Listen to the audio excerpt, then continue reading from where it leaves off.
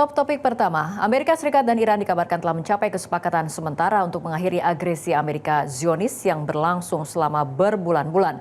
Namun, jalur menuju perdamaian masih dipenuhi syarat ketat. Berikut informasinya, tunggu apa lagi bersama Kata Oma.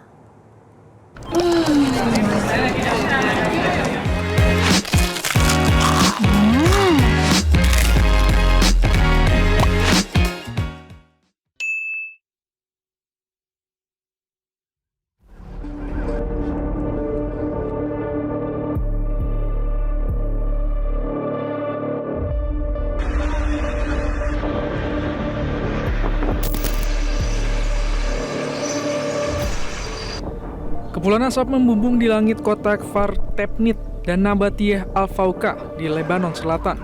Rekaman video juga menunjukkan kerusakan akibat serangan Zionis Israel. Kementerian Kesehatan Lebanon mencatat lebih dari 3.800 orang terbunuh dan hampir 12.000 lainnya terluka akibat serangan Zionis Israel sejak awal Maret lalu. Di sisi lain, Menteri Luar Negeri Iran Abbas Araghchi menyatakan perdamaian total tidak akan tercapai tanpa penarikan mundur pasukan Zionis Israel dari wilayah pendudukan di Lebanon. Iran memperingatkan bahwa setiap serangan Zionis Israel ke Lebanon merupakan pelanggaran atas nota kesepahaman antara Iran dan Amerika Serikat. Rencananya, proses negosiasi dan penandatanganan resmi nota kesepahaman atau MOU akan dilaksanakan pada Jumat 19 Juni 2026. Putaran selanjutnya juga akan mulai menggodok isu sensitif seperti program nuklir dan pencabutan sanksi ekonomi barat yang diberlakukan secara ilegal terhadap Iran. طرف این تفاهمنامه یک طرف آمریکا هست و اسرائیل و طرف دیگر ایران هست و حزب الله و خاتمه جنگ در لبنان بخش جدایی ناپذیر از خاتمه کامل جنگ هست و خاتمه جنگ مشمول خاتمه اشغال هم می شود. بدون عقب نشینی نیروهای اسرائیلی از سرزمین‌هایی که در این جنگ اشغال کرده خاتمه جنگ کامل نشده. Atas rangkaian serangan Zionis Israel, Presiden Amerika Serikat Donald Trump bersitegang dengan Perdana Menteri Zionis Israel, Benjamin Netanyahu. Trump melontarkan komentar pedas kepada Netanyahu di tengah langkah merampungkan kesepakatan untuk mengakhiri agresi ke Iran. Trump menyampaikan ketidakpuasannya kepada Zionis Netanyahu atas serangan yang terus dilakukan Zionis Israel ke Lebanon. Trump bahkan mengklaim Israel tidak akan ada tanpa dirinya. Trump juga kembali menyebut Netanyahu gila. Menurut Trump, serangan yang terus dilancarkan Israel ke Lebanon akan sangat berdampak terhadap perundingan yang tengah dijalin antara Amerika Serikat dan Iran. I'll tell you what, Israel's fighting Hezbollah too long and too many people are being killed.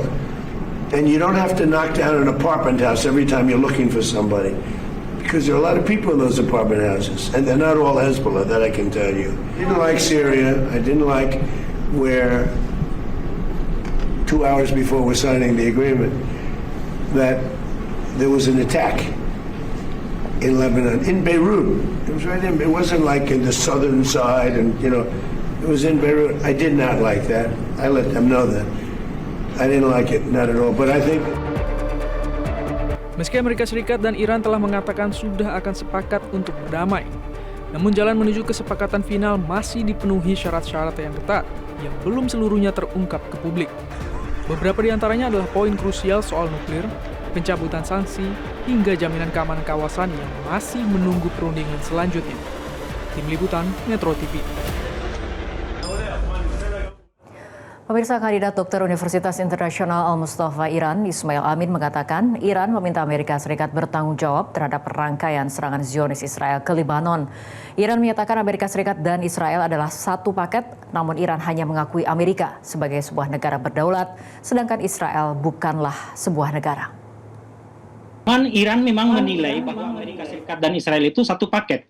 Jadi tidak bisa dipisahkan antara Amerika Serikat dan Israel ini. Sehingga memorandum yang akan ditandatangani, kesepakatan-kesepakatan yang akan diambil, menurut Iran itu juga harus mengikut sertakan Israel. Israel juga harus ikut terikat dalam perundingan, dalam perjanjian yang akan disepakati. Walaupun kemudian dalam perundingan ini Israel tidak diikutkan, karena memang sejak awal Iran itu menganggap bahwa Israel ini adalah proksi dari Amerika Serikat. Israel itu tidak dianggap sebagai negara, tidak diakui oleh Iran sebagai negara, sehingga tidak pernah akan ada perundingan antara Iran dengan Israel.